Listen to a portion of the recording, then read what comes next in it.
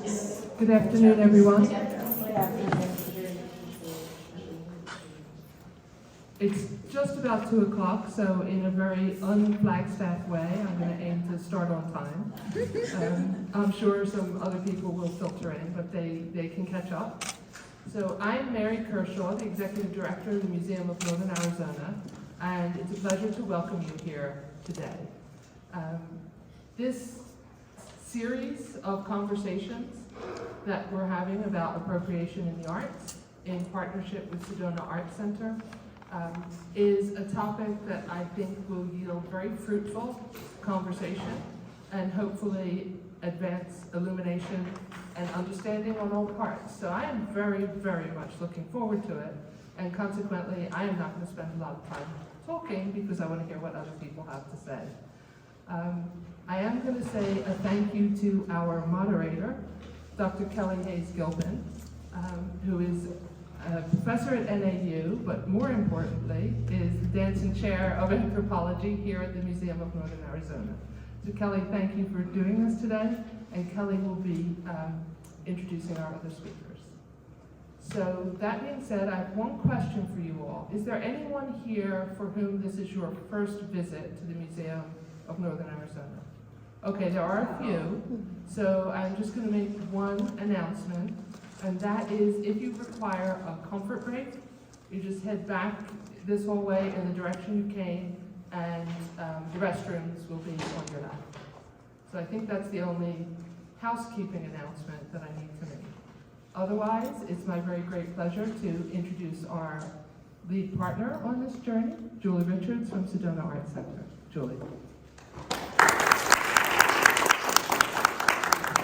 Thanks so much, Mary. Let me just pull this up a little bit. I am Julie Richard. I'm the CEO of Sedona Arts Center. Can you all hear me? This feels a little soft, but that's okay. I also want to thank Mary and her staff, especially Claudine. I know Claudine, this is Claudine over here. She's been working above and beyond to pull all this together. So I know it's been a little hairy at times, and we really appreciate you. I also want to thank my staff, Kelly Clemenco, who is manning the Zoom and the recording today, and Bernadette Carroll, who has been working very closely with Claudine on coordinating everything. So, and especially I need to thank the Arizona Humanities Council, because without their funding, this wouldn't have been possible. So let's give all of them a round of applause.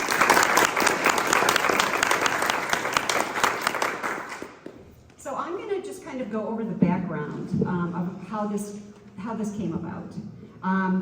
It all really kind of started about 2 months after I arrived in Sedona as the new CEO there.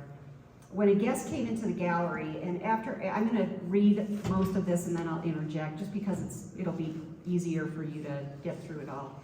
But when a guest came into the gallery, and after asking staff a few questions about a particular artist's work, they declared the work cultural appropriation, and they turned on their heels and left the gallery.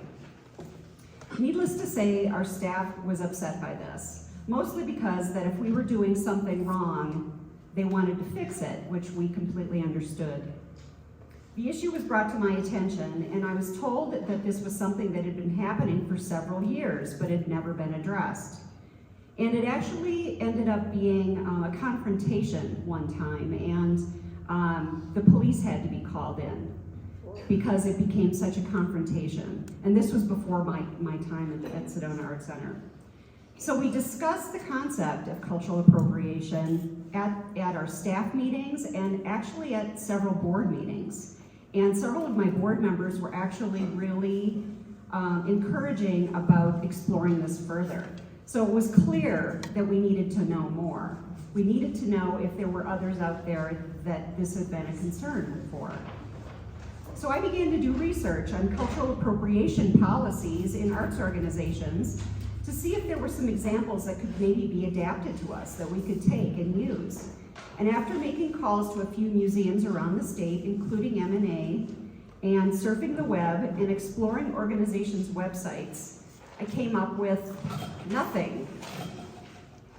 At that point, I called Cliff Murphy at the National Endowment for the Arts, At the time, he was the director of folk and traditional arts at the NEA, and if anyone knew where I could find out more, it would be Cliff. Only he didn't. He didn't know of anyone in the country who had addressed this issue. He gave me a few names of organizations to contact that might be helpful, and he thanked me for wanting to pursue this. I told him I'd keep him posted. I called the contacts Cliff gave me and again came up with nothing. At that point, I called Mary Kershaw back. I told her what I'd found out and asked her if M&A would be interested in partnering with us on a series of lectures and discussions around this topic, with the ultimate goal of gaining information, getting clarity, and potentially coming up with a joint policy statement. She said yes, and planning began. So thank you. We hope this series helps all of us understand what can be done to understand the appropriation of Indigenous art forms and culture and support Native artists and entrepreneurs, as well as help us answer these questions. How can we support Indigenous cultural practices without appropriating? How do we educate our artists and the public while encouraging innovation and diversity? And I'd just like to add one more thing. Where and how do we draw the line? Or do we? This is an opportunity for all of us to be more mindful, ethical, and respectful allies and advocates. Again, we're just so grateful to M&A for partnering with us on this series. We so appreciate it, and I hope you enjoyed today's discussions and attend the other two discussions that are going to be happening. Thank you very much, and I'm going to turn it over now to Kelley, so take it away. Thanks everybody for coming. Really happy to see so many people here to talk about this important topic that Julie's laid out for us. And the purpose of our panel, the first of several today, is going to be focusing on the legislative framework for this, the Indian Arts and Crafts Act of 1990, and what led up to that and how it's working and how it isn't. And so we have three panelists that I'll briefly introduce so that we have more time to hear from them rather than me, but you've got the bios in the program there. So we have Mark Bahti here, Marcus Monenkerit here, and on Zoom we have Liz Wallace joining us from Santa Fe. All right. She can't see us, but we can see her. She can see you. I can see you. Like, you're like this big though. No, you got it. That's right. All right. You've got our topic outlined for us in a very broad way by Julie, and we'll be presenting you with some definitions and ideas and discussions and kicking around a lot of ideas and examples. But we want to start out with some poll questions to find out where this group is and to make this a little more interactive.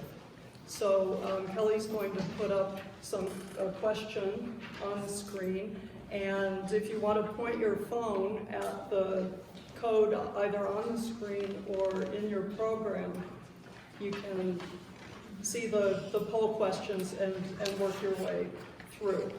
So the first one is, how would you best describe your understanding of cultural appropriation? And it's okay not to be familiar, that's why you're here. Or, I'm familiar with cultural appropriation and would benefit from learning more. Or, I have a solid understanding of cultural appropriation.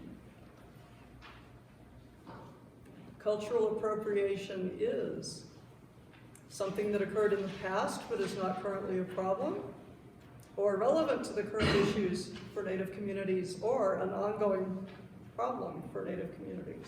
Okay. I know about the laws that protect Native artists and govern how shops and galleries can sell Native art. Yes, no, unsure. I feel confident that the Native art I buy is authentic. Yes, no, unsure. I would benefit from tips for buying Native art. Yes, no, unsure. So that gives us a little guidance there. Everybody's interested and engaged, and think we agree with Julie and Janice that we have a problem here that will benefit from some discussion, and we'd all like some tips. Great, thanks everybody for taking part. And we'll have a wrap-up poll as well, and I'll point you to a couple of brochures that the Indian Arts and Crafts Board has produced so that we can learn more about the law over on the table here, and a coloring page, and cute little boxes of crayons over there for everybody to express themselves in that artistic way. That some of us reflect better this way than we do this way. And that's why we're here together with the Sedona Arts Center. They know these things. All right, so I wanted to start out by asking our panelists, what's the best way to define appropriation in a broad sense, and then more narrowly in this context of Indian arts and culture. So you've all got a lot of experience with this. Who'd like to start? Mark? Well, what underlies appropriation is power, and the balance of power. If you're of a segment or a demographic that has little power, you don't have the ability to resist and protect what you have. So while there can be appropriation, between artists in Chelsea, New York, copying each other's styles or approaches, they're on the same power basis. But when you have someone from there appropriating imagery from a smaller group out here, they don't have the power that individual has. And to me, you have to address or be aware of that power imbalance to understand appropriation. Marcus? Something I looked up, and I see it quite a bit in just the production of art, is it all goes back to intent. And so the intent of the artists and the buyers and the sellers, the people that are in the marketplace, is very important. The responsibility that lies with the intent is important, as well as the introspection that comes along with that as to why they're doing it, and the integrity of it all, as to knowing more about the art forms that you're interested in, where they came from, how they got to the point that we know them today, what are their stories that have brought them to that point, what are the challenges and successes of those people that have produced those art forms is critical to avoiding appropriation, perhaps, or at least lessening that quite a bit. So I think intent and integrity and introspection are important first steps. Thanks, Marcus. And Liz, you have a lot of experience in this area. I'm going to ask you the same question and then ask you to segue us on, to take us on into an explanation of the Indian Arts and Crafts Act of 1990 and why it matters, and maybe introduce us to a little of the terminology so that we can understand when you tell us about your experience with this. Sure. Would you like to hear my definition of cultural appropriation? Yeah, let's start with that. Okay.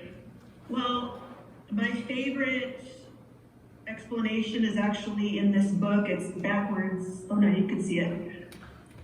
By Bales and Orland.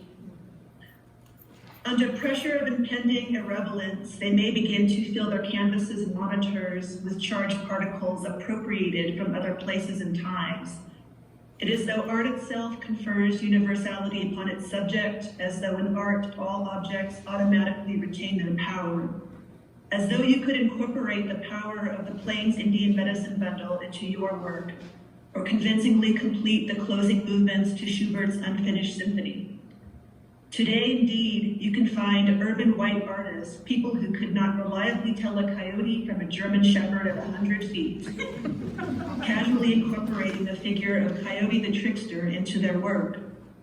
A premise common to all such efforts is that power can be borrowed across space and time. It cannot.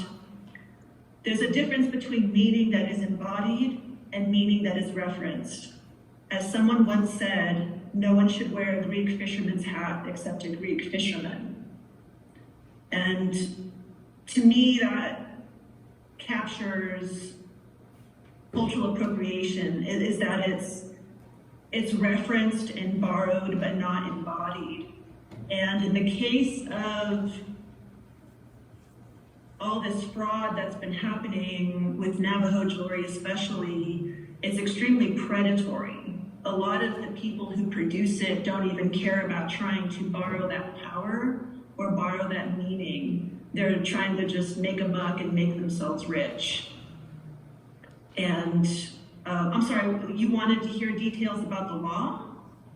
The explanation of the Indian Arts and Crafts Act? Yeah, since you have experience with the Sure. fraudulent jewelry cases, if you tell us a little bit about that and how the law helps. Okay, well, in the early 20th century, with the railroad coming through, especially through Santa Fe, the tourist trade, especially of jewelry, became very, very lucrative. And I have here a catalog from Tammans. This is one of the manufacturers. This catalog is from the 1930s. And some of these bracelets, and this is a non-native company, by the way. You can see, I'll scan this and send it in, but a dozen of these bracelets cost $24 back then. And these were sold just hand over fist, and these were made in Denver. And some of the other companies, the Southwest Arts and Crafts Association, I think, or no, it was a company, a private company, and Maisels were fraudulently labeling their mass-produced jewelry as Navajo-made, Indian-made, however, and some of the traders with the United Indian Traders Association had a problem with that. And so a law was created, the first incarnation of the Indian Arts and Crafts Act in 1935. And they prosecuted Maisels and the Southwest Arts Company. And they won, but nothing really happened to those companies. There wasn't much of a punishment.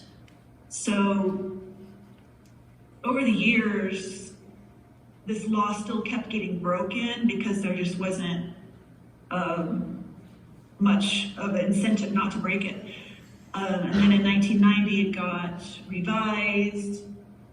And then in 2015, the Al-Zuni bust happened, and that was Fish and Wildlife. They did this huge investigation, and it was several years that they worked on this. So finally, something big happened with this, and this law is incredibly important. I think the United States and Panama are the only countries that have a law like this protecting Indigenous arts. And at its core, it's a truth in advertising law. It's not really about protecting culture. It's very much about protecting consumers as I see it, and artists. You can definitely interpret that. So this law matters. So is fake jewelry a victimless crime? Oh, it's hugely, hugely destructive. So in 2015, the bust seized over 350,000 pieces of fake Navajo jewelry that was made in the Philippines. So there were 2 manufacturers owned by Palestinian dealers in the United States, but they were owned in the Philippines. And one was Fashion Accessories for You, the other one was called Imad's Jewelry. And Fashion Accessories for You imported or exported hundreds of shipments, over 300 shipments were brought into this country between 2006 and 2011, I believe. So that was even before the investigation started. So just that one manufacturer probably brought in millions of pieces of fake Navajo jewelry, and it was all marketed as Navajo made. And these dealers even made up Navajo artists. They concocted whole names. Wow. And the estimate value is $35 million, and that's probably on the low side, to be honest. So that would have been $35,000 for 1,000 Navajo jewelers. And anyone who's familiar with the conditions on the Navajo Nation could tell you how far that would have gotten some people. And that's just what was found. That's just what was busted. And that is just this one syndicate. And this had been going on for a very long time. Even in 1911, Candelario was having Navajo jewelry copied by inmates in the Canyon City, Colorado State Penitentiary.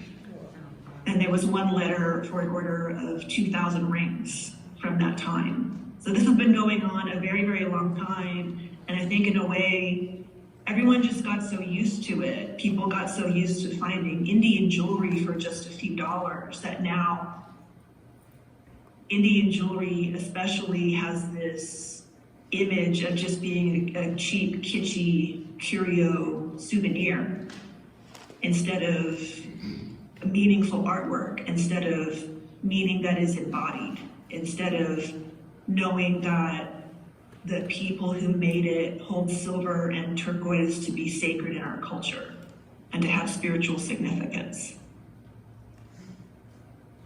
Thanks, Liz.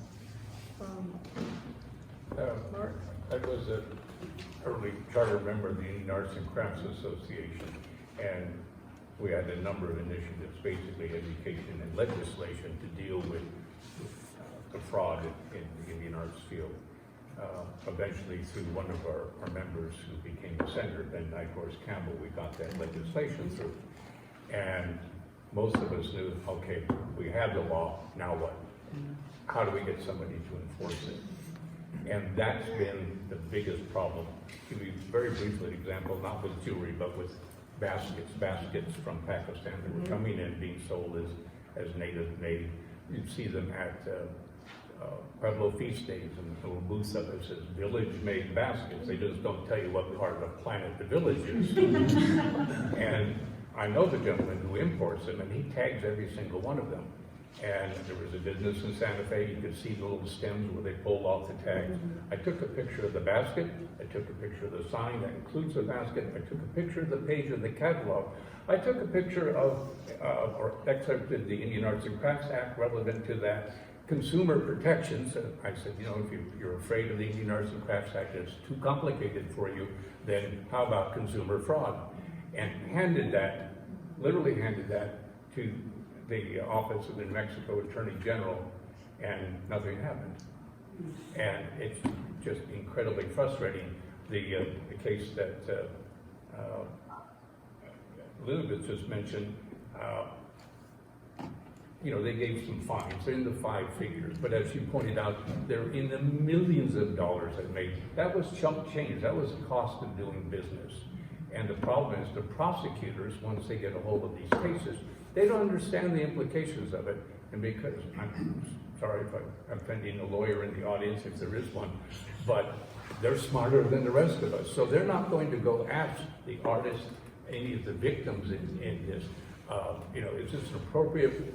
You know, what can we do to stop this? We just want to get a win at whatever cost, literally, whatever cost. There's a customs regulation that every piece of jewelry coming in must be marked indelibly as the country of origin. Doesn't happen. All those thousands and thousands of pieces, if they had assessed the minimum fine for each one of those, an individual violation, those people would be out of business, and the rest of them who were doing this that weren't prosecuted, that weren't found, would be finding something else to sell. And that's been a huge issue. And it goes hand in hand with the businesses that are looking at price point.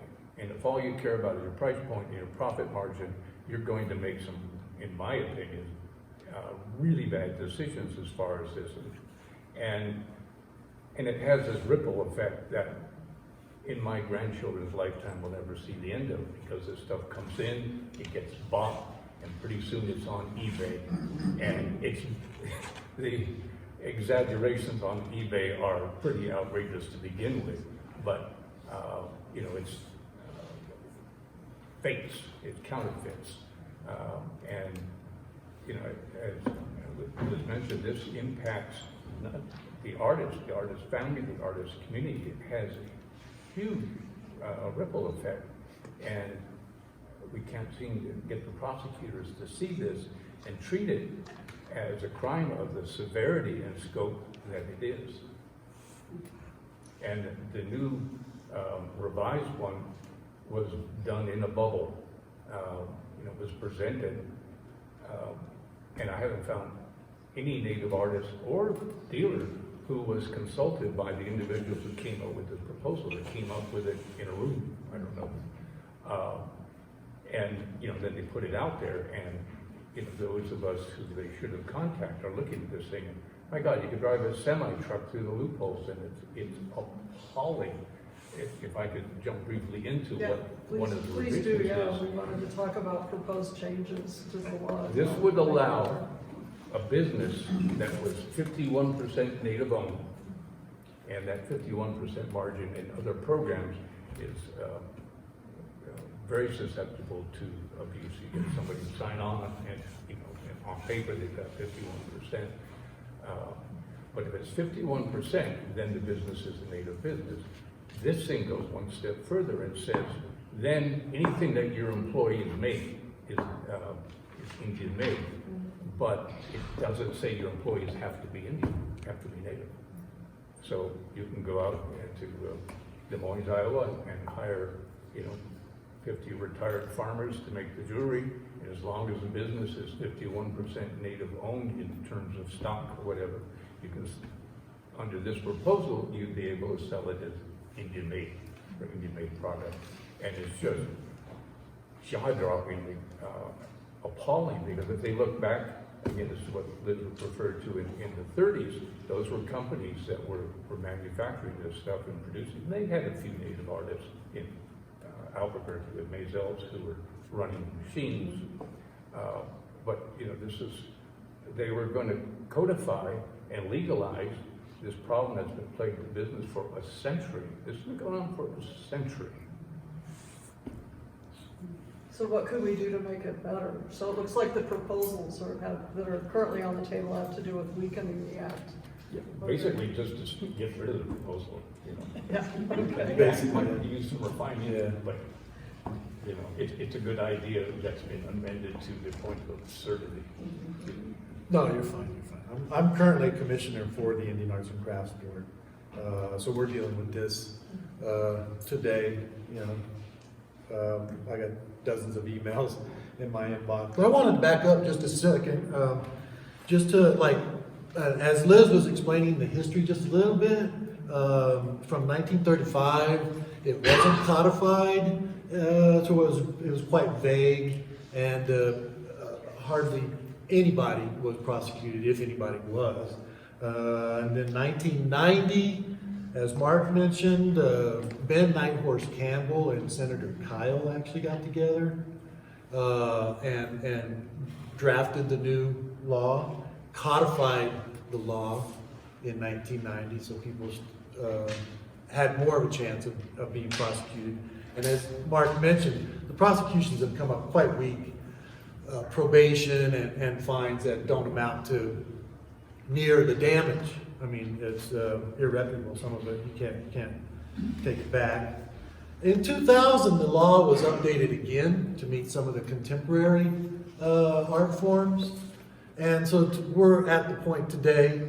Well, I'm going to back up just one more second, because the original law also had that there would be training for Native community members, and that has continued to happen, and the promotion of those art forms.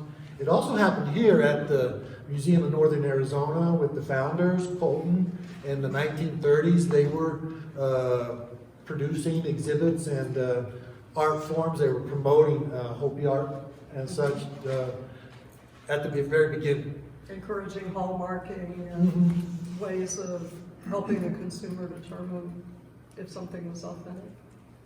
And so there was a lot of education going on there. Then like it's been mentioned, there's been hardly any prosecution happen up until 2010. It was only the FBI that was prosecuting these cases, and then Obama brought in additional enforcement. All the other agencies were able to prosecute and track and enforce these. And then in 2012, U.S. Fish and Wildlife came on board and helped prosecute. They've been real powerful.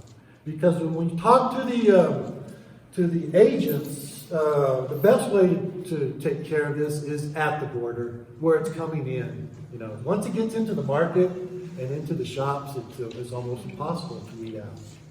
Very difficult to determine unless you're holding these pieces in your hand and you're skilled, knowledgeable about the art forms. They're very good. And so Mark mentioned this new proposals, and he's right. It came out of nowhere. We have some notes on that. There were no market studies, no indication that Indian artists wanted these changes. And we're concerned about the enforcement of it, because if it's actually 50%. 50%. So it could be half the people and half the profits go to non-native in this new proposal. And outside of that, they also allow for different art forms to be included. They want to add another, which would be like agricultural products that aren't exactly considered art today. So it would be quite different. But the idea of allowing 50% non-Indian labor is like contradictory to the Indian arts and craft law to begin with. So that's problematic. They've done some surveys over this past summer on the law, like listening sessions, and came up with, we're just now starting to get the information come back in from those listening sessions. And what I see here is, in one of the listening sessions, support for the proposed regulations read 5 yes and 56 no. 26 of, yeah, but this is coding, so I don't know who coded this. 26 were a question mark. 17 appeared to believe they were partially acceptable. 2 blank and 1 expressed concern. For support of non-Indian labor, 3 yes, 58 no. 34 question mark, 1 okay if additional law enforcement tools are provided, and 11 left it blank. So it is strong against. And the people that we talk with just ask, where did this come from? That's the question. We don't quite know. And so we're just asking those questions right now. That's happening right now. That'll be happening this week. Liz, would you like to jump in with this one? Sure. Thank you, Marcus, for the clarification on the timeline. I have a hard time keeping all those dates straight in my head. And from what I understood about the proposed changes, the 50% thing was just for inclusion in the Indian Arts and Crafts Board directory. Like a business, if it was 50% or more Native owned, could be called Native owned. And I did have a huge problem with that. But what really concerned me was the proposal that things that were native designed and mass produced elsewhere could be called native made. I have a huge, huge issue with that, because if that went into law, then a Navajo jeweler could send their designs to the same exact Philippines manufacturers that got busted in 2015, have their jewelry made, it could be brought back here, sold at events, these big shows like Indian Market at the Herd Show, maybe, as Native American made. So that's how I understood the proposed changes, and there were some other ones, and again, it was so much for me. The listening session was happening the Friday before Indian Market, and so I tried to make it in time, but I missed it. So yeah, there were so many proposed changes, and I sent in several emails that you get to read, Marcus. So I tried to make them as civil as I could. I think if those particular changes were enacted, that would make this law weaker than even laws around labeling something made in America. That doesn't make sense if this is supposed to be a truth in marketing law. And you know what? I think Native designed items absolutely have a place. If that's a way for Native artists to make money, ideally, of course, they would hire other Native people to make our things, and it would be all purely Native made. But that's not how things work quite often. But I don't think that those mass-produced items should be at these fine art shows. Like, they shouldn't be able to be labeled as Native made. So let's go to that question of Native art markets, and what can the role of markets be in educating the public and helping artists connect with consumers, buyers. I'm already not liking those terms. What is the role of the Herd Show or Indian Market or our market here at MMA? Well, if I could just add one more thing to what she just mentioned, a half a dozen or more years ago,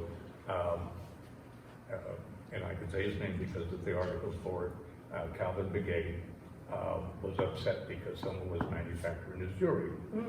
Well, the Attorney General in New Mexico decided they were going to go after this thing. What he did not do was do his due diligence and find out this was actually should have been a civil matter, not a criminal matter. Because when they jumped in and were going to defend this guy against these people who were manufacturing his jewelry, and they won the case. And next morning in the paper, just before an event up at Silver Sun, talking about this issue again, and I've been talking about meetings like this for 51 years, and the glaciers are melting faster. In the article, it said, Mr. Gay was very relieved. He said, because they were manufacturing my business, and I gave permission to another business to be manufactured them. So it was clear that we're talking manufactured jewelry here, and a company, not an individual. And I happened to be sitting next to the attorney who handled the case. I said, did you read this morning's paper? And showed him that line. And he literally went pale because he hadn't bothered to find out what exactly was going on. But to get to the Indian art shows, we've got to distinguish. There's a couple of different types out there. They're the ones that are run by the Herd, by the Cherokee, the Salagi Show, the Zima, Northern Arizona, Santa Fe Indian Market, and they've got some very specific requirements. You've got to prove enrollment. You get, in most cases, you have to be juried in because limited space, greater demand for it than there is space. But then the other shows, which are run privately, and basically, as long as your check clears for the booth, you're in. So there's no monitoring there at all, and we need to make that distinction there. So how would our participants, how can they find out which kind of show they're? Well, you trying can to find out do? who the sponsor is, and, you know, if it's John Smith from, I won't name a city, because I don't want to disparage any city that y'all might be from. Or if it says it's affiliated with this institution or that institution, then you have a higher level of accountability, and presumably you can go back, you know, if there's an issue, and they'll take care of it. Whereas at one of the private shows, you go talk to, you know, Mr. Chief Joe or whatever the person said he was. But if you check and to see who's sponsoring the show, is it a reliable institution? Is it somebody who's going to be there tomorrow or next year? And if you want, do the deep dive to say, how do your artists get in? You know, what do they have to do to get in? Find out, because some shows, frankly, some of the tribal shows are more lax than others. And the powwow shows, treat them as a private show, because again, they're not set up to jury in people. So you really need to look for a show that's affiliated with a reputable institution. Yeah. In 2017, Senator Udall did a study where it showed that estimated 50 to 80% of the Native American artwork out there, mostly jewelry, is fake. 50 to 80%. And so it shows like Islajord and the Herd and Santa Fe and the Autry that will help, because they are juried in. I'm the chair of the exhibitor committee for the Herd show, so I speak with the artist directly, and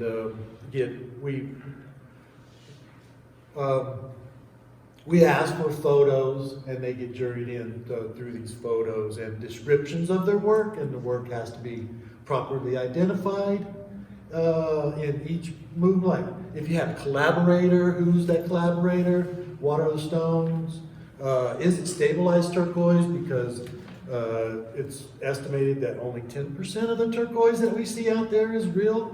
It's very difficult to get gem quality turquoise to cut and manipulate. Usually the turquoise that's available is more soft, you know, so they do have the stabilized. It helps with the lapidary work.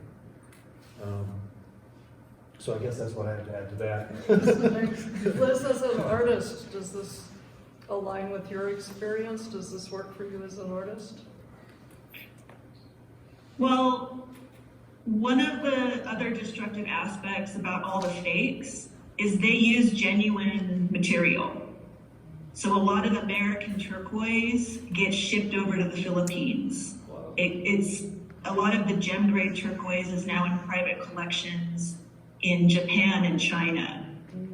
A lot of gem grade turquoise and coral is owned by the same people who manufactured all the fakes in the Philippines. So they're cutting off your supply. Yeah.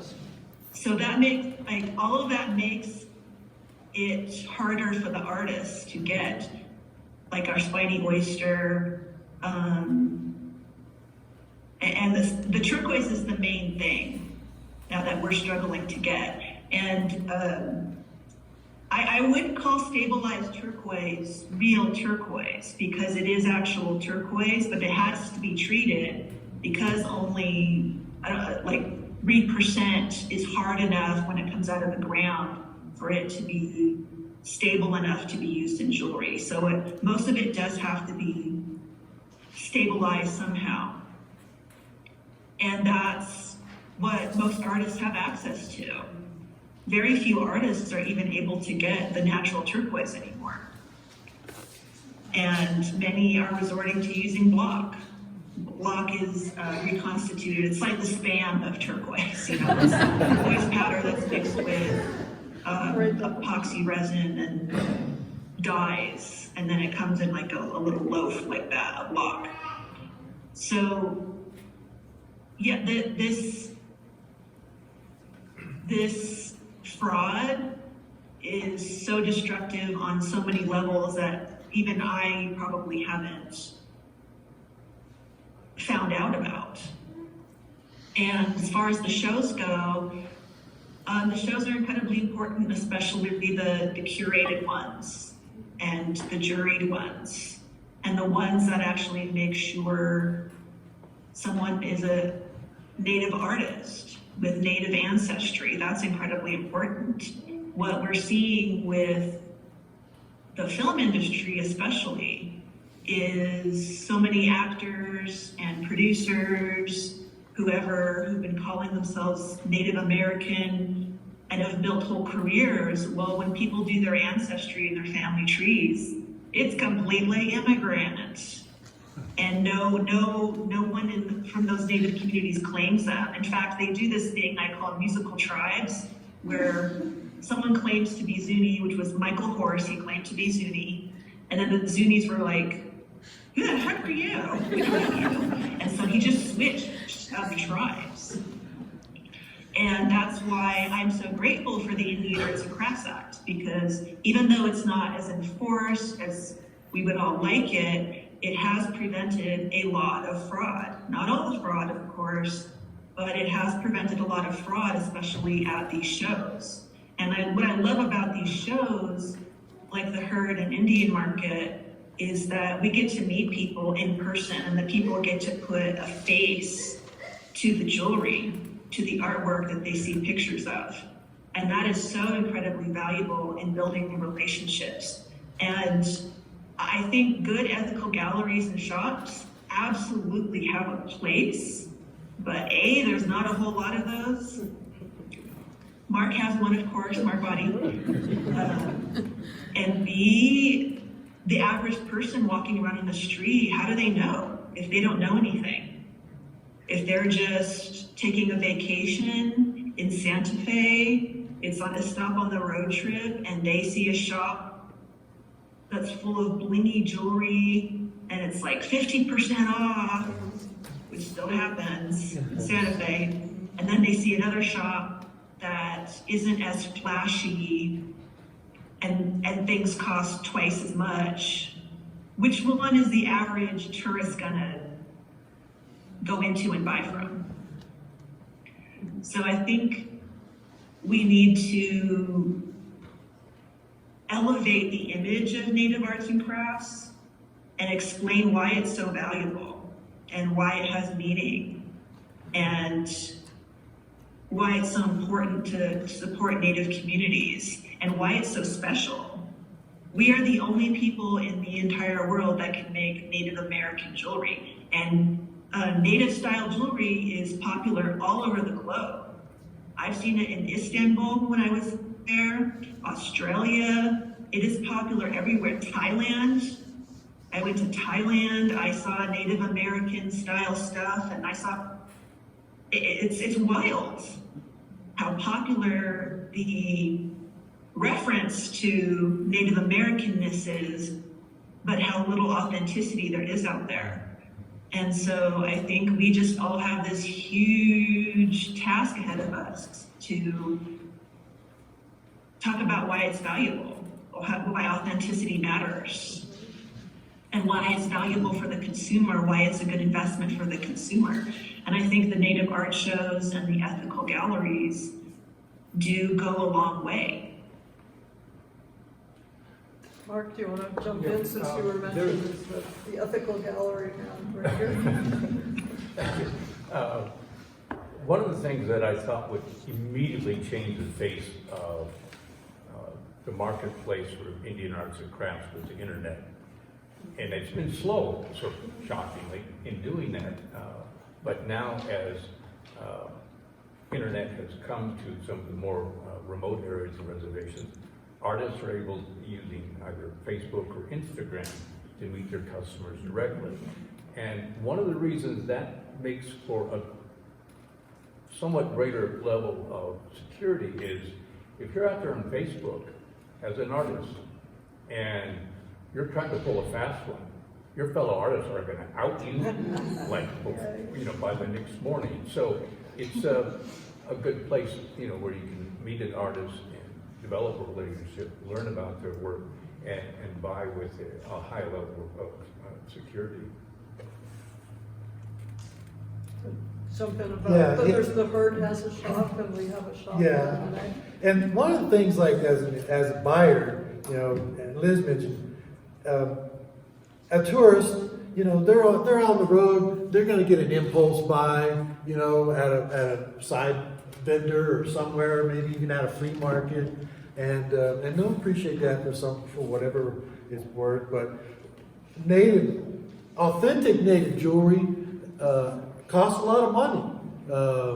I remember doing a show back in the early 2000s, and we were talking about turquoise, and we wanted to like define it. We were talking to different people, and we brought this gentleman down from Nevada. His name was Tony Cotner, and he had this gem quality turquoise. It was green, it was beautiful, it was hard, you could tell it was very solid. It was $30 a carat, and it was 10 carats, just for that piece. So that's $300 right there, right out of the artist's pocket, you know? And so that's why if you're looking at a nice turquoise bracelet or something, it's going to be $1,000 or more, you know, just depending on the artist and how big it is and so on and so forth. But people are always kind of questioning the value of native art, and I do a lot of workshops with native people and non-natives. And when we start working on art, we mostly do like weaving and baskets and stuff. We don't do jewelry. Then they start to understand why it costs so much, you know, because their hands started hurting after about the first couple of hours. And it's hard on your eyes, it's hard on your back, all of it, you know, and the knowledge. And I think we're getting to the point of like how damaging this is, and we're going to get to that. It's like the cultural heritage behind it all. Is when you're kind of the idea around desublimation of an art form. That's what's happening here. You're taking it. Go ahead and define Desublimation, right? So it's taking an art form or something that is more of a sacred level of being and just making it like available to the masses. So it just becomes consumer goods, you know. So you have might say dumbing it down in the education. Yeah. Just kind of pedestrianizing it, Okay. you know, Thanks. to allow people just, you know, that approach to it. But it really holds significance in these communities, in native communities. It's time-tested principles standing behind all of that. And when you ignore that, you're creating a difficult circumstance. Native people have a tough enough time, but when you're challenging like the identity behind that, the identity gets challenged. And so there's a whole generation of people that are questioning, you know, the value of their own heritage. Things like that happen because we're not paying attention to it. But I start on just the idea of price. I think that's an important, like... That's the first tip for guidance. Our audience who wants the guidance. Yeah. But, I mean, we've talked about it already. Speaking directly to the artist is the way to go. But, you know, powwow show, you may think that's the artist behind the table, and it's not. Like we said, up to 80% of it could be fake out there. We just don't know. Even native people are part of this fakes and fraud. So, I guess that's what I have. If I could add a footnote to what you said, because 10 carats, anybody outside of the business is going to like, you know, 10 carats like a diamond, whatever. Think of a dime, and depending on the thickness of the stone, you're going to be looking at 10 to 15 carats for a dime-sized stone. So $25, $30 a carat, it gets really expensive. I wind up buying turquoise sometimes and giving it to the artist to set, because some artists, particularly if they're getting well-known, certain people who sell turquoise will say they can afford it, and the price will start to creep up on it. But it's a major investment for an artist who wants to create a piece. And, you know, the math and, you know, the multiplication of carats times dollars gets real scary sometimes. And I remember when there was somebody trying to do a cartel or corner the market on silver to make a profit quite a while ago, and a lot of our artist colleagues were having trouble affording silver, and the consumers just weren't necessarily making that connection. That this is a big investment the artist has to make up front, and they have no control over the price of silver. That was, you know, the Hunt brothers wound up, silver cornered them instead, but it got up to almost $50 an ounce, end of '79, and by January of '80, it had plummeted down to under $10 an ounce. But when it got that high, a lot of Smiths just said, I can't do this any longer, and took their silver, their jewelry, their unfinished jewelry, and scrapped it, and were looking for another line of work, and it was a body blow to it. And now silver's back into the 20s, and if you price it, it can vary as much as $1.50 a day, which, you know, okay, it went up $1.25, but, you know, you're buying sheets of silver, and again, all of a sudden, those number of ounces begin to multiply, and it begins to make a big difference. And you might think, oh, baskets. We just go out and pick the materials, and so there's no upfront investment on basketry, but you follow those ladies around who are picking those materials, and it's a certain season, you have to be ready for it. There's all of the preparation, there's the climate change that is reducing the amount of these materials that are available. There's restrictions on going on some public lands and certainly on private ranches in our region. And you look at the labor that goes into handmade basketry, and it is just phenomenal. And so what I feel we can do, whether it's a gallery or a show or a museum, is give the platform to the artists to show this whole process. And then also, like you were saying, the meaning behind it. You don't just go out and dig up a bunch of yucca plants. There are ways that you are almost you are cultivating those. And there's ways to pick that encourage the plants, and there's a symbiotic relationship with sumac in particular. You trim it a certain way, and it's going to be very happy and grow basket material for our Havasupai weavers, for example. So there's so much that goes into this that I think people want to know.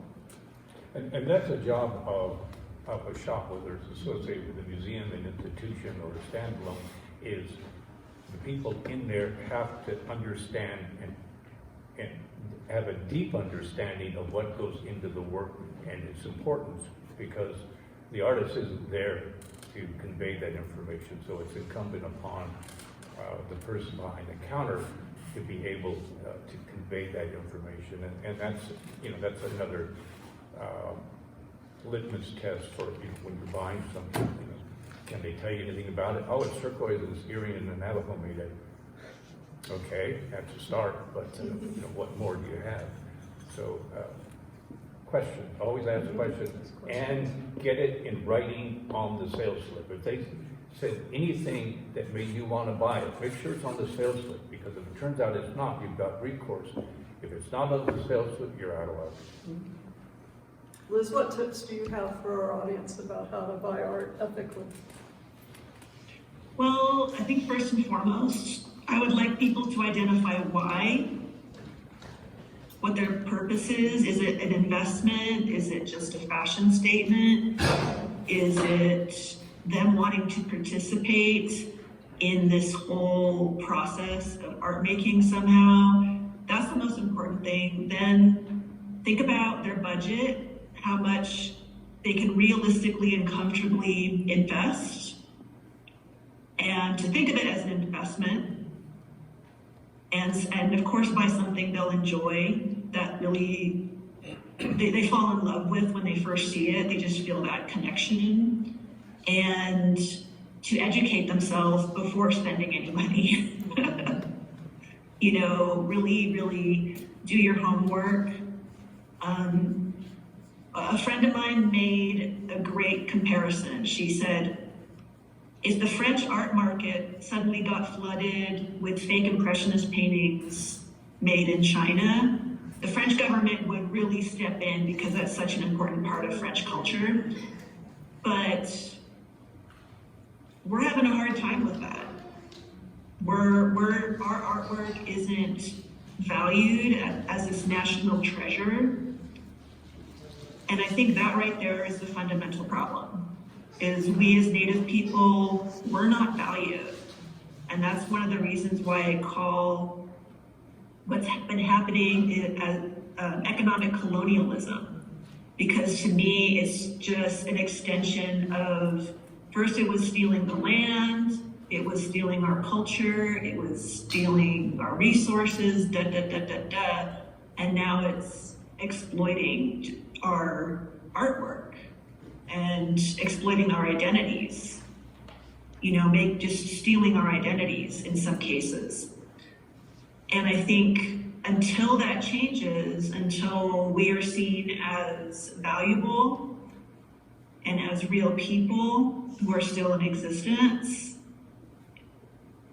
we're always going to keep hitting these problems. Nothing we do is going to make much of a difference until we are seen, until we are acknowledged as actual people who have knowledge of the resources in the land. Like with the basketry, I'm Washoe and Anishinaabe. So just knowing how the land works, how the plants work, how you have to trim them. Some basketry materials, you have to have a controlled burn to get things to germinate, like redbud. And with the jewelry, the pipes hold turquoise sacred, the Pueblos, the Diné, and I don't know how many other tribes hold turquoise sacred, but now the market is cornered. It is so hard for a new jeweler to get a hold of natural turquoise. I would probably not be making jewelry if I was just starting out.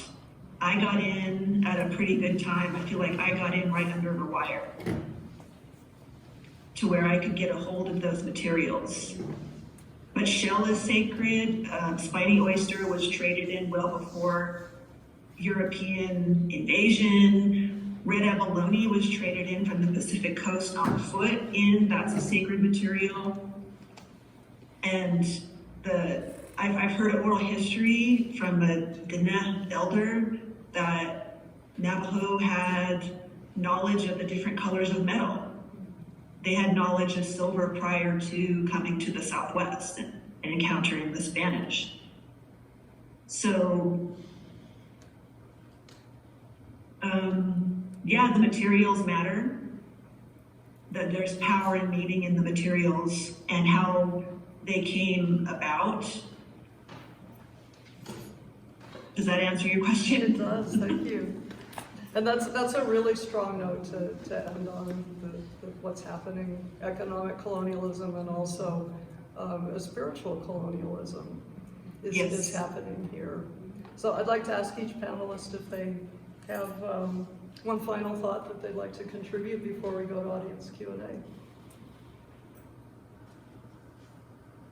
final thoughts, Mark? Well, as I mentioned earlier, I've been watching this as a historian for 51 years. My dad was in this beforehand. And frankly, I think it's going to be an ongoing struggle, period. But the more information we can get out there, the more events like this we can have, the better we can hold it back and minimize the impact. But minimizing the impact requires people recognizing just how serious it is for the cultures of the people, for their economy, for their daily lives. So I would say let's keep it up. Keep up the struggle. Marcus? Thank you. I'd like to just close on that. From the creation of the Indian Arts and Crafts Act in the 30s and through the 40s and 50s, termination of tribes, which really put the art form in kind of just a holding pattern that wasn't really happening because of the policies of the federal government. And through the 60s and the civil rights movements, Indian art became popular afterwards, after the civil rights and the legislation on environmental legislation was introduced during the 60s.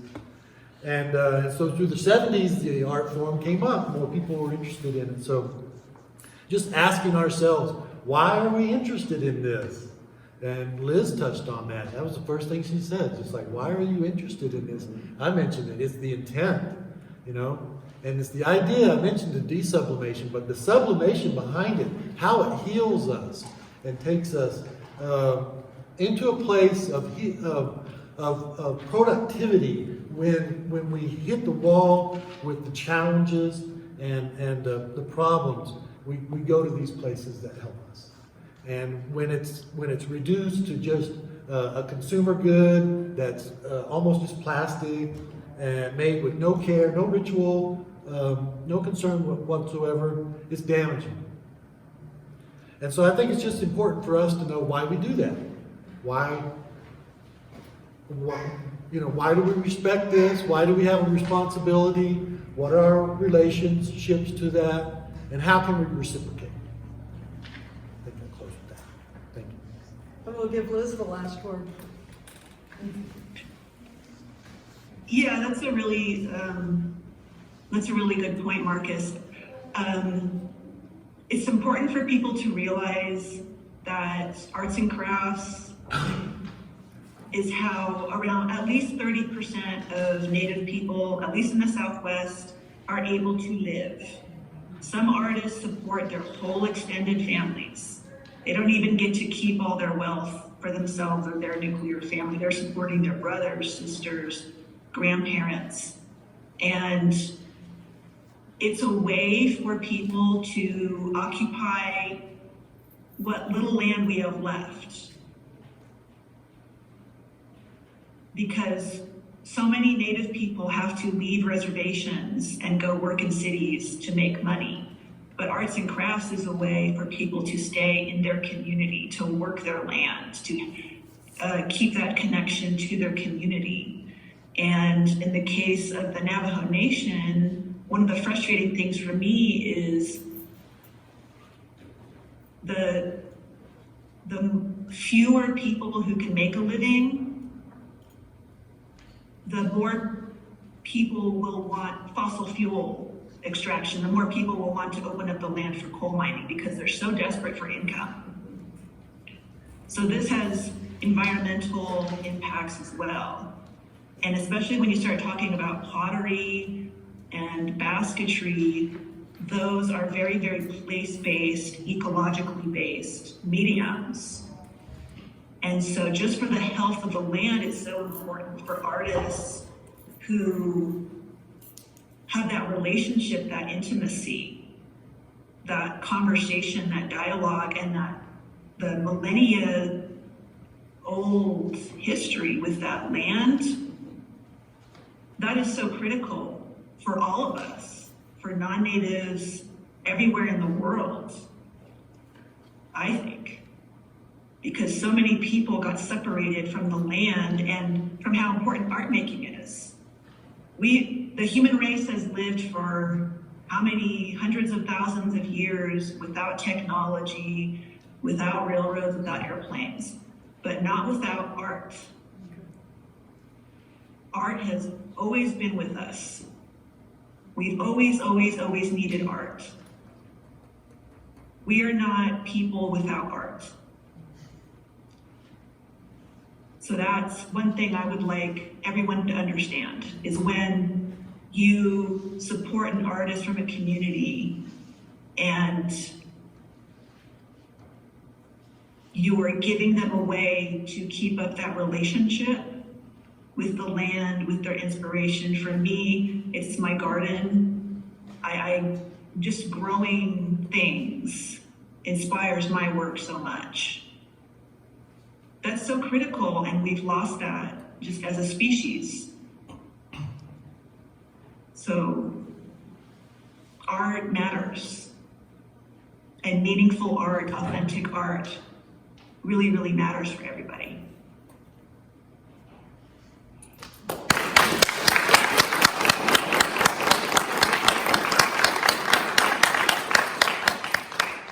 Thank you so much for that.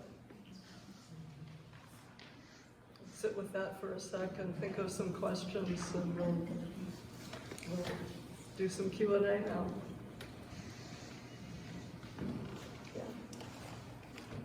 My name is Rafael, and something interesting I learned today as I was walking through the museum, that the first Bureau of the Americas was under the run of a church, Spanish church, right? And that hit me really hard because if you look at the native people from Central America all the way south, right? Well, meaning my point was about Spanish. They basically destroy all the cultural temples, which were embodied with a lot of symbols, that meant things to the people. So that was a way of destroying any connection to their belief systems, right? Whatever they believed. And so that's my culture, and I'm missing them, right? So when you're talking about the embodiment of the connection to the symbols that are created through the materials, right? And that you embody in stone or paper or whatever, right? We lost a lot of knowledge, right? We can know the history of China going centuries back, India, Europe, right? But of the Mexican culture, unless you do archaeology, and there's gaps, of course, because the people are not there to tell you you're wrong. And so, my search has been on finding a connection to my past, right? Through my language, through languages in the American Indian in Mexico, my connections to people in this country, and the relations of symbols, right? That transcend sometimes culture. And so when I hear, especially an artist talk about the meaning or the embodiment of what you're trying to create in a jewelry, right? Whether it's or pottery or a basket, talks a lot to me. And so when I go and look for something meaningful for me, there is that question. Am I buying something that was mass produced in China? So, I travel to all the pyramids in Mexico. And there's artists, right, selling you art from their culture, my culture. But I know some of it is made in China, right? It's made somewhere else. So the compromise I made to myself is, I'm going to deny some of that and buy because it's meaningful to me, right? That doesn't mean it's right. That doesn't mean it's, that I'm accepting fraud, right? But it's important to know that there are some people in search for that connection, for that meaning, and not based on, as you say, intent, as you say, in embodiment, the meaning that the artist is trying to convey based on their belief system. So, but I do want that authenticity. I want that connection, right? Because it speaks to me. And so, what was important to me about this talk is actually what the artist was talking about, the spirituality of the art, the embodiment of the art.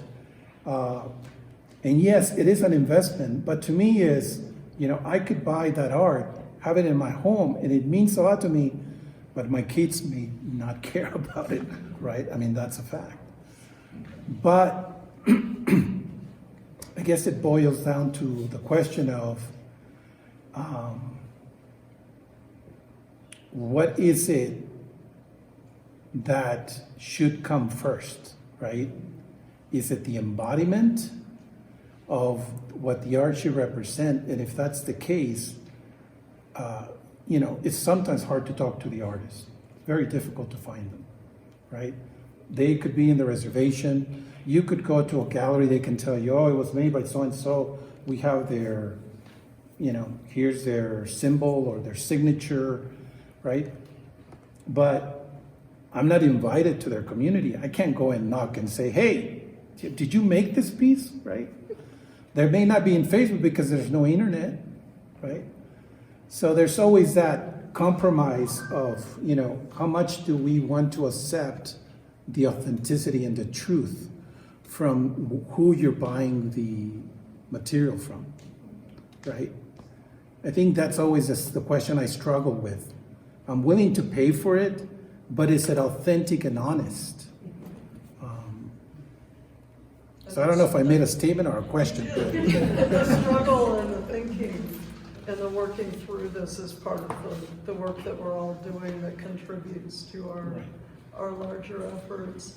And as an archaeologist, part of what you led out with was the suppression, the colonial, often very violent suppression of the people and the art forms and their expressions, and then the technologies that lead to this. And that goes to one of Liz's points also about being able to stay in your home with your family and support your family. And so how do these techniques and materials and expertise, and especially the knowledge and the spirituality that goes with it, how does that get transmitted from generation to generation over thousands of years, really?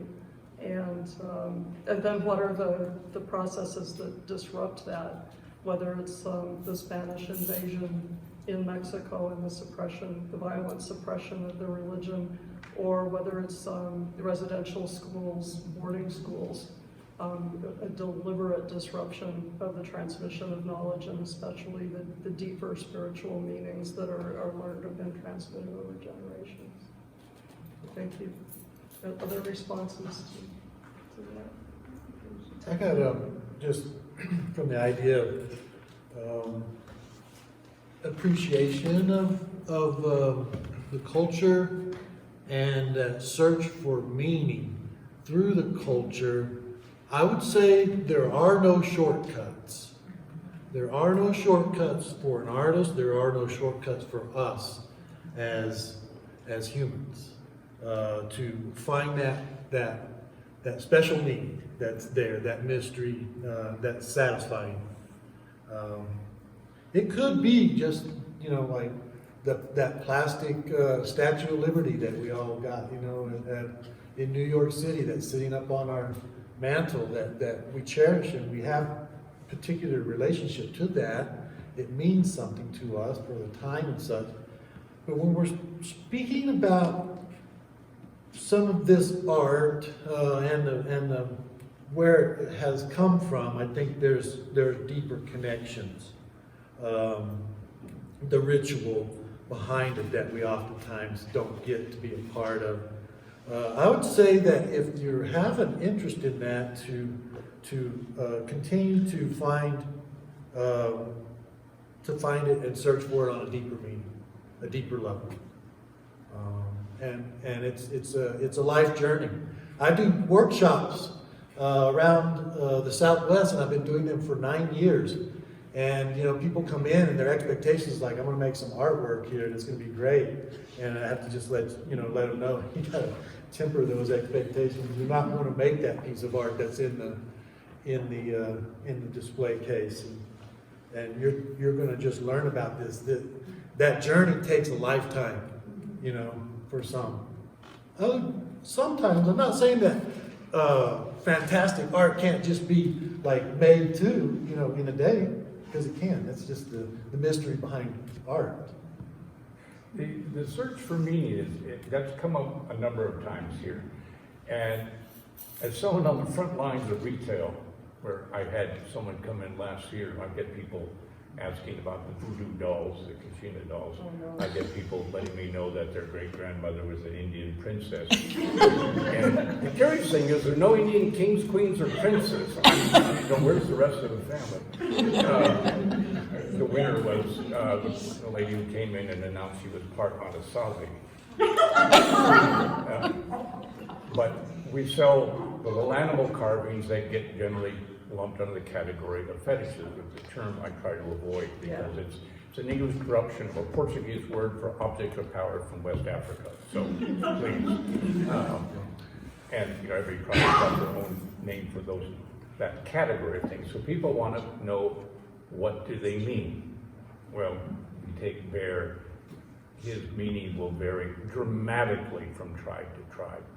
And what we try to explain is, find one that speaks to you. Don't require that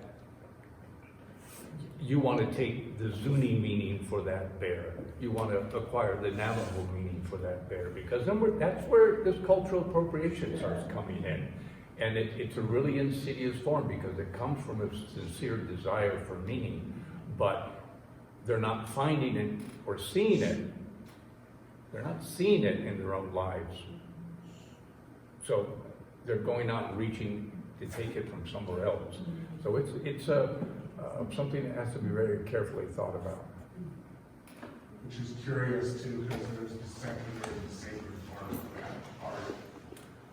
That those carvings, have a foundation in a place that is only, within that tribe and within that religious and social venue. The things you see, out in the world are sort of a secular version of that. Right. Say, for example, novel sand paintings. You see this paintings of sand paintings and things like that, right? That's a very different thing than the one that's in the Hogan floor. Right, you've got to be able to explain them. They've got to want to listen to the explanation too, because they want a short one. And that's when a lot of misinformation occurs. The meaning draws from the context. Right. There's in the Ika or sand painting images that are used by the Hautantli, the singers, the healers, there's a particular figure called the Ganskidi, and he has on his back a pack that contains seeds. Very long backstory to that. Well, when the permanent sand painting art came out, that's too much information, if you're running a Route 66 shop. So they got called camel gods. And, Navajo artists began, the ones who were cranking them out, would write camel gods on it because that's what the trader ordered on it. So you get these, levels of misinformation because of that. The shop in Santa Fe where we sell a lot of those carvings, the manager there, Ollie Kuntzes, is from Zuni, and so people will say, I want a fetish, and she'll explain to them that at Zuni, they only become that when it's gone to a certain ritual, it's been presented to somebody, and the priest does what's necessary to activate it. So they don't want to hear that. That actually will periodically just kill the sale. They'll leave because they don't want to hear that. They'll go somewhere where they'll say, oh yeah, this is your animal spirit, your totem, and feel that need for meaning. And that makes things really difficult too, because people have this expectation of where and what kind of meaning they're going to find. Any questions? Joseph. So the proposed regulations you were talking about are to the Indian Arts and Crafts Act, is that not correct? Correct. And there's ridiculous parts of it, which I think everyone can agree on. You say you don't know where they came from. Who wrote this stuff? Okay, so it came from the assistant director of Asia, they call it, the department. It's Indian Secretary. I can't remember. It's Department of Interior. Yeah, Department of Interior. The assistant and his senior counsel are the ones that are on these documents. So basically. Brian Newland and Sam Cohn. Brian Newland and Sam So Cohn. basically a politician and An appointed staffer by a government entity. a, yeah, a bureaucrat. Yeah. Basically, that's where it's coming from. As I mentioned, there's just no study as to the need required for any of this. I think where the real need is to figure out how we can get the folks that were terminated, those groups, back into federal status. You know, because there's a lot of people that lost that connection in that era, and not that they can't still make jewelry and be artists, but you know, there is something to belong and identify with there. And I think that's where we really need to focus our energy, not in this creating like competing certification trademarks and along the lines of agriculture, like beef or bison or beers, you know? Like, no, that's He's not not hard. making that up. Craft beer, tell a little bit more about the craft beer piece of this. Well, they want to be able to determine that as native art. That's just the idea behind it. I had some kind of more verbiage, but it included a whole array of consumer products that are basically food products that they wanted. And that gives me an opening to say that our next one of these panel discussions will be about food sovereignty and cultural appropriation. And then the third one will be native artistic and intellectual property, which we've also introduced here. So there will be opportunities to talk more deeply about those two aspects. And then of course this could go on, and we could talk about clothing and native fashion and appropriation in that area and so many other topics. So this is just a beginning. All right, so it's One of the things that I have written extensively to the board about is about the terminated tribes, specifically in California, because it was so resource rich, and in the 1950s, about 30 tribes were terminated, including Nishnan, which is the tribe I identified with growing up, and that's the homelands where I grew up, was Nishnan homelands, which is also called Southern Maidu. And my feedback was just to include people who were covered under Code 1679, which allows terminated California Indians to get IHS care, which is Indian Health Service. And those people do have to prove ancestry, all that stuff. And right now, because California doesn't have a formal state recognition process, those tribes are SOL. A friend of mine who is Chumash and who can prove her ancestry, she gets consulted by the state, she gets consulted by museums. She is not allowed to sell her work as Native American made because of the way the law is worded. But state recognized tribes in the South, which are very controversial, especially the Cherokee tribes, who can't prove any ancestry for the most part, they are able to sell their work as Native American made. And again, this is a really important law. I am really, really grateful for it, but I think there's just stuff to get hashed out. And because this is the first law, I think us in Panama are the only ones that have this kind of a law. Australia Aboriginals are trying to get a similar law. I've consulted with a Torres Strait Islander from there. And so I think we're just hashing things out. That's how I look at it. We're still figuring things out, and we need to be kind of open-minded about some things. And the gentleman who first asked a question about reconnecting, Most Indigenous people on this continent are struggling with that. And I would just say, pay attention to what makes your spirit come alive, what really, really speaks to you, and then find out more about it. Because when you spend your hard-earned money on that is an investment, and that's something you're bringing into your home. And that's something that you bought for yourself. And if your kids appreciate it, great. If not, that's for you anyway. You know, pay attention to what makes your spirit come alive.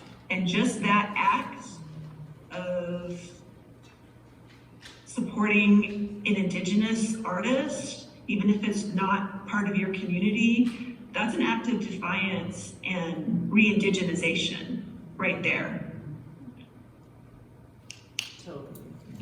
Mini snacks. One more, or are we full of?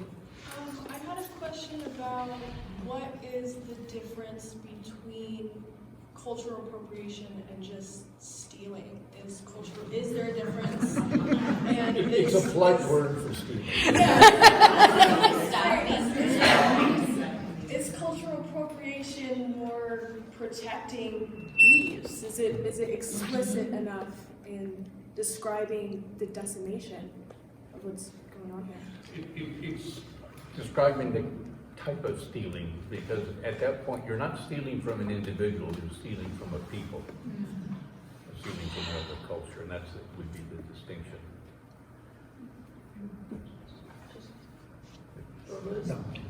Kelley? Yeah, back to the quote, I'll just reread this.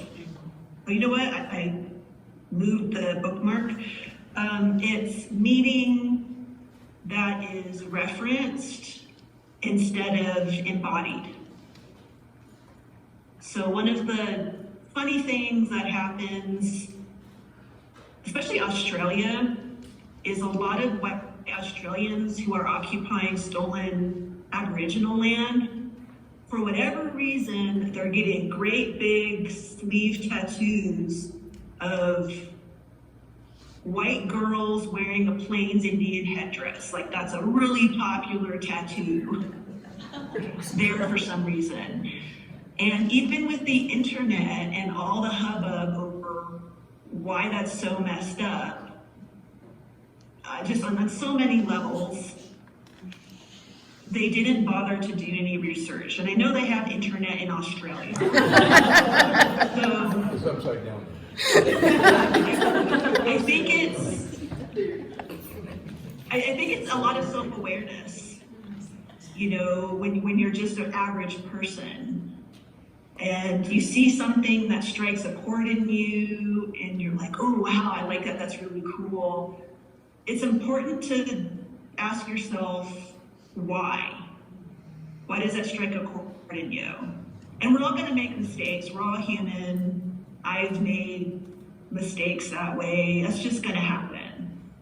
But it's important to, especially when it's a different culture from you and there's that history of colonialism and exploitation and misrepresentation, it's important to do some research on that before investing your money, or at least much money, and find out if that is okay for you to have. So we could And go back to look up that person who made it on your phone. Just take a few minutes, look them up, and check them out, and pay attention to your gut. And yeah, you might buy something screwy the first few times. Who doesn't? Or you know. But it's try to stay true to supporting that community and supporting the artists of that community and helping them have that continuity, because we got so disconnected just at several stages over the last 500 years. We got so disconnected. I would say Indigenous people are living in a post-apocalyptic world in many ways. So how are you fitting into that as a consumer? and back to And how do you want to power fit in? relationships. So it's more than just buying something cute, But that's part of the beauty of it, is learning about different people and learning about whose land you're occupying. You know, I think that's really fascinating. That's one of the reasons I love traveling, going to all these other different countries and learning their history and buying something that's made. I just long layover in Fiji one time, and I went into a shop and the salesman tried to steer me toward shot glasses. Oh, we have calendars, we have this. And I'm like, no, I want something made by an actual Fijian person. And so I got this really cute carved bowl that I used for my jewelry making. So it's a learning process, and it always will be. Just do the best you can. You have permission to explore and learn. Peter had a question. No, I just wanted to make sure you're going to say when the two dates are and where the two dates are. Oh, we'll go to Claudia for Yeah, that. no problem. So the Northern Reel that Kelley mentioned is the second in the series, and that's November 5th, and that's here at the Museum of Northern Arizona. The third one isn't until January. It's January 21st, and that is at Sedona Art Center. So we do have these handy dandy flyers you can take with you to remind you of those dates. Remind them what else you've got over there for them. Okay, so we also have a brochure, two brochures from the Indian Arts and Crafts Board. One of them is a guide to help you in your appreciation and purchasing of Native art, specifically in Arizona. And the other one is kind of a cheat sheet to the act. And then we have some, of course, we've got Corey Begay's coloring page. On the back side, we have some reflection prompts to help you reflect on what you've learned today and maybe do some writing about some of these topics. And then we do have our final poll, if we're ready for that. So thank you so much for, and I just want to give a big thank you to our panelists.